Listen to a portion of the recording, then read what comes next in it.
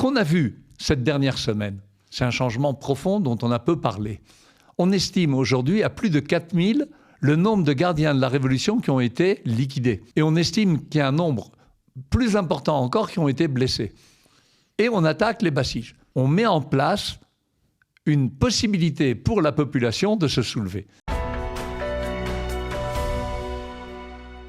Bonjour et shalom, Richard Darmon au micro du studio Kalita pour notre magazine mensuel d'analyse géopolitique, Israël dans sa région, Israël au cœur du Moyen-Orient, avec aujourd'hui une question que tout le monde se pose en cette quatrième semaine de guerre contre l'Iran, et alors que le président Trump a demandé instamment à Téhéran de rouvrir le détroit d'Ormuz à la pleine circulation de tous les bateaux pétroliers, qu'est-ce qui pourrait donc dans cette conjoncture, faire chuter le régime islamique irrédentiste installé à Téhéran depuis près de 5 décennies. Pour en parler avec nous dans le studio, le docteur Ephraim Herrera. Bonjour et shalom, Ephraim.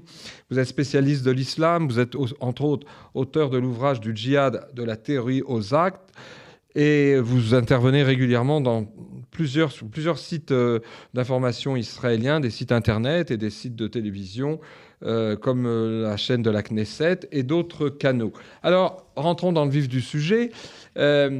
Alors qu'Israël et les USA se sont attelés, si vous voulez, à des attaques continues depuis plus de 3 semaines, quel bilan, justement, provisoire vous pouvez tirer de cette guerre historique à plus d'un titre, puisque d'aucuns l'ont comparé en volume et en quantité destructrice aux moyens qui avaient été ceux des puissances alliées pendant la Seconde Guerre mondiale. Où est-ce qu'on en est, en fait, après 3 semaines ? Je pense qu'il y a la question même est intrigante, parce que la réussite au niveau du service de renseignement et de l'application par les armées de l'air américaines et israéliennes contre tellement de bases du régime des ayatollahs et de leurs moyens de guerre, qui a été réalisé en 3 semaines, est absolument incroyable. La plupart des dirigeants politiques et militaires ont été liquidés. Les bases aériennes, liquidées. L'aviation, liquidée. Les bateaux de guerre importants jusqu'aux frégates, liquidés. Les grandes bases des gardiens de la République, liquidées. Les grandes bases des Bassiges, liquidées. Les batteries antiaériennes, dans leur grande majorité, liquidées. Donc c'est un phénomène les industries de fabrication de missiles. Les industries de développement et de recherche, en grande partie liquidées. De fabrication de drones, aujourd'hui même, liquidées. Donc on continue, et de manière continue, et ce malgré cet appel de Trump et envisager des négociations. On voit que les bombardements continuent de manière régulière et sans aucune intention, on dirait, de s'arrêter. Ça, c'est une base nécessaire à la chute du régime. Et c'est une base nécessaire pour atteindre les objectifs de guerre qui ont été définis de manière déclarée par les États-Unis et Israël, qui sont, premièrement, mettre hors service la menace des missiles, mettre hors service la menace nucléaire et mettre hors service les infrastructures qui permettraient de redévelopper à court terme du nucléaire ou des missiles ou des drones qui pourraient atteindre, on l'a vu récemment avec des missiles qui ont une portée de 4000 km, donc ça, 4000 km, c'est pas contre Israël, ça peut être contre cette île ou bien contre l'Europe. Donc ce danger, on essaye de l'évincer, et ça c'est le but premier. Les États-Unis n'ont pas posé comme but la chute du régime. Et Israël le souhaite, mais ne l'a pas posé non plus comme but. Oui, mais alors comme notre propos c'était de savoir comment et qu'est-ce que pourraient faire les États-Unis et Israël pour accélérer la chute du régime, on sait de tradition justement stratégique que en général, dans des guerres de ce genre, on ne peut pas renverser un pays uniquement par des bombardements aériens. Alors la question que je vous poserai, c'est que comme ce régime est honni de au moins 80% au moins 80% des Iraniens. Qu'est-ce que pourrait faire de plus, à part continuer à éradiquer la pieuvre, ce qu'on a appelé la tête de la pieuvre terroriste régionale? Qu'est-ce que Israël et les États-Unis pourraient faire de plus pour accélérer ou catalyser une chute plus rapide du régime? Un des rares dirigeants qui reste encore en vie aujourd'hui, c'est Jafari. C'est celui qui a mis en place, à la fin des années 80, au début des années 90, les infrastructures qui permettent au régime de résister même en cas d'attaque. Et la conception, elle est faite à 2 étages, avec les gardiens de la République, de la Révolution, pardon, qui sont entre 100 et 200 000. Ils ne sont pas beaucoup. Mais c'est eux, le régime mafieux, qui dirige ce pays et exploite toute la population. Pas uniquement les minorités azérites, kurdes, baloutchis, arabes, loris, etc. Non, ils exploitent aussi les persans de manière éhontée. Ils s'enrichissent de manière incroyable et ils tiennent la quasi-totalité de l'économie et des revenus de l'Iran. Et vous avez les Bassiges. Les Bassiges, c'est comme des jeunesses hitlériennes. Ils sont en service régulier. On estime à 500 000, un peu plus, un peu moins. Et ils peuvent arriver à des millions avec les réservistes. Et leur mission est de maintenir l'ordre public, c'est-à-dire de défendre le régime. Et donc, on le voit, ils font des barrages, etc. D'autre part, cette insatisfaction de la population, qui n'est pas uniquement une haine gratuite, ils n'ont pas à manger, ils n'ont pas à boire, ils n'ont pas de travail, ils sont exploités de manière éhontée. Donc, c'est une haine. Et en janvier, on estime aux environs de 30 000 dissidents ont été tués à bout portant. Et vous avez aussi apparemment des dizaines de milliers de dissidents qui ont été arrêtés. Donc, c'est une haine qui est aussi... On a tué mes proches. Sur la base de cette haine, on peut envisager une révolution de l'intérieur. C'est la seule possibilité. C'est la révolution de l'intérieur. Elle peut se faire, à mon avis, avec 2 grands axes. Soit un axe ethnique, avec les Kurdes qui savent se battre et qui sont à l'ouest de l'Iran. Vous avez les Baloutchis au sud-est, et avec moins de probabilité les Azéris au nord, mais surtout les Kurdes et les Baloutchis, et qui pourraient prendre une partie de l'Iran. On oublie souvent de rappeler Téhéran. Téhéran, c'est une métropole énorme de 16 millions d'habitants. 16 millions sur 90 millions à peu près d'habitants dans tout l'Iran. Cette population déteste et les gardiens de la Révolution et les Bassiges. Et donc, il suffirait d'envisager des guérillas. On n'a pas besoin de beaucoup d'hommes de guérilla. Imaginez, il y a un barrage de Bassiges. On a donné des armes précises avec des bonnes visées possibles. On peut tirer à 150 mètres et on a tué un Bassige. Qu'est-ce qu'il va faire? Soit il va fuir le barrage, c'est déjà le début de la chute, soit il va essayer de poursuivre ceux qui ont tiré de loin, et à ce moment-là, ils peuvent être mis à mort en rentrant dans les ruelles de Téhéran. Et à ce moment-là, c'est le début de la chute du régime. Et vous avez aussi encore une autre inconnue, dont on parle peu, c'est l'armée. N'oubliez pas qu'il y a 2 armées en Iran. Oui. Il y a les gardiens de la Révolution qui ont le monopole de l'aviation, le monopole du nucléaire, le monopole des missiles. C'est cela. L'armée, c'est une armée régulière qui est faible, qui ne peut pas arrêter une invasion au sol, qui peut être envisagée par exemple sur l'île de Faraj ou d'autres, de Karaj ou d'autres, mais elle peut prendre ses fusils et se retourner contre les Bassiges ou contre les gardiens de la Révolution. Ce qu'on a vu cette dernière semaine, c'est un changement profond dont on a peu parlé. On estime aujourd'hui à plus de 4000 le nombre de gardiens de la Révolution qui ont été liquidés. Et on estime qu'il y a un nombre plus important encore qui ont été blessés. Et on attaque les Bassiges.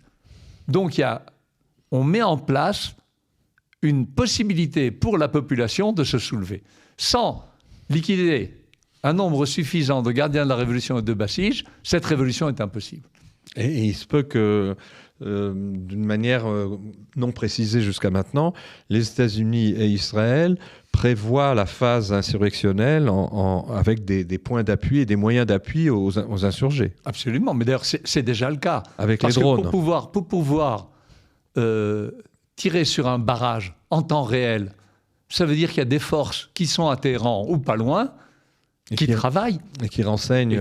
Et qui arrivent à faire qu'on puisse tirer sur ces barrages. Alors, autre, je dirais, compte tenu de cette force, cette cuirasse qui a été construite par les tenants de la révolution islamique en Iran depuis 5 décennies et qui ont eu le temps et les moyens de préparer une véritable cuirasse, armure de défense du pays. De défense du régime. Du régime. Si ce régime chutait, d'une manière ou d'une autre, et comme on dit en hébreu, Yamim Yagidou, on verra bien, qui vivra verra. Si ce régime islamique devait chuter, avec tout son rôle de pieuvre terroriste au niveau de la région, et pas seulement de la région, sur plusieurs autres continents, en Amérique latine, en Asie du Sud-Est, quelles seraient, en tout cas pour nous, au plan régional, selon vous, les conséquences, notamment sur les 2 autres foyers qui attirent notre attention en ce moment, le Hezbollah libanais et le Hamas et aussi le djihad islamique de Gaza. Quelles seraient les conséquences de la chute? La première conséquence, ce serait d'avoir éradiqué le danger vital qui menace Israël. Il ne faut pas oublier que depuis le début du régime de Khomeini, Israël est considéré comme un cancer à éradiquer et à effacer de la carte. Donc vous avez un pays qui vise à nous supprimer, à nous détruire, à nous tuer. Qui le dit et qui se donne les moyens pour le faire. Qui se donne les moyens pour le faire et qui a derrière cette conception et ce but une vue religieuse profondément ancrée. Dans son livre Hukuma Islami, Khomeini dit l'ennemi principal de l'islam, ce sont les juifs. Il parle du grand Satan, les États-Unis, et du petit Satan, Israël, mais c'est le petit Satan qui pousse le grand Satan à attaquer l'islam. Ça, c'est la conception iranaise qui voit dans une visée eschatologique l'accélération, la venue du Mahdi, de leur 12e imam, en faisant le travail qu'il est censé faire quand il va venir, à savoir, parmi les travaux qu'il a à faire, c'est supprimer tous les juifs. Donc ce danger-là, qui est un danger vital, si on arrive à l'éradiquer, ce sera la conséquence fondamentale. Deuxièmement, le Hezbollah. Le Hezbollah est financé entraîné par l'Iran.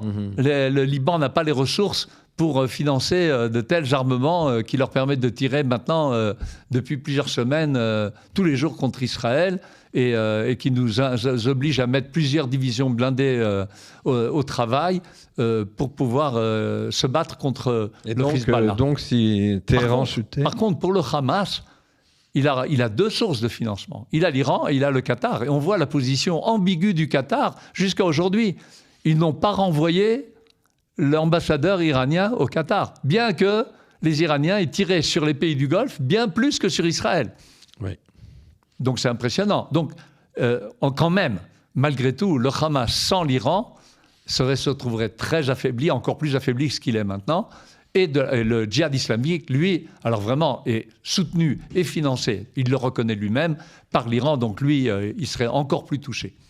Alors, est-ce que, puisqu'on s'approche la fin du temps qui nous est imparti, dans le cas d'une chute souhaitée de ce régime, est-ce que vous pensez que ce verrou, une fois levé, le Moyen-Orient pourrait connaître une nouvelle ère de détente, de paix et de coopération entre la plupart des pays de la région? Est-ce que cette vision idyllique, elle est un petit peu exagérée peut-être, ou est-ce qu'elle est fondée? On est très très loin de pouvoir imaginer comment ça peut se développer. Rien que pour l'Iran, vous avez 3 grands modèles. Le modèle souhaité par le peuple, apparemment, par les peu de recherches qui ont pu être faites, c'est une démocratie. Ils l'ont vécu à peu près à l'époque du Shah. Tous les indicateurs montraient qu'on s'orientait vers un régime plus démocratique, dont les gens étaient plus heureux, plus libres, plus riches. Donc ça, c'est le souhait de la population. La population se contenterait d'un régime, d'une monarchie constitutionnelle avec Pahlavi qui reviendrait d'exil et puis qui serait comme un roi d'Espagne ou roi d'Angleterre. Sans doute en transition. Et avec une quasi-démocratie. Il y a un risque de cantonisation de l'Iran. Les Kurdes aimeraient bien peut-être avoir leur grand Kurdistan dont ils rêvent.